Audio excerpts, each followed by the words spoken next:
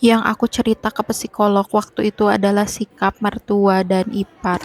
Jadi bukan cerita suami silent treatment ya, Ce. Karena yang aku paham waktu itu kenapa aku sering ngerasa sedih, marah meledak-ledak, pemicu utamanya adalah sikap mertua dan ipar. Sikap yang seperti apa sebelumnya udah pernah aku share ya, Ce.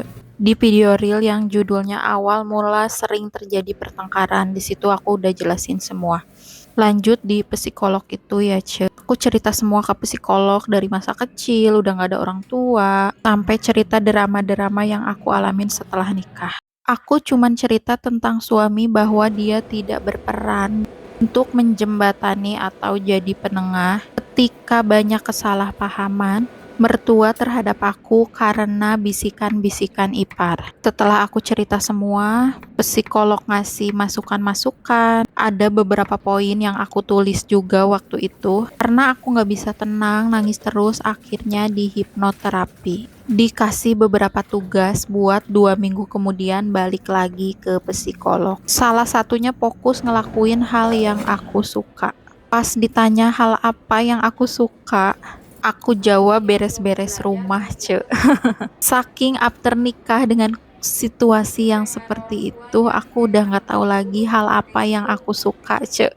Yang aku tahu, aku suka beres-beres rumah sama ngurus tanaman. Udah itu aja, Ce.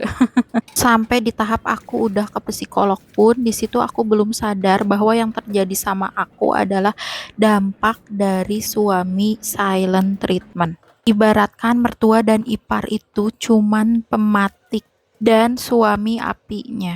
Jadi fokusku waktu itu hanya sama pematiknya aja, bukan sama api yang secara nggak sadar malah itu yang ngelukain aku. Terus gimana keadaan aku setelah dari psikolog itu? Dan yang paling gong, gimana reaksi suami lihat aku setelah keluar dari ruangan psikolog? Lanjut di part 4 ya, Ce.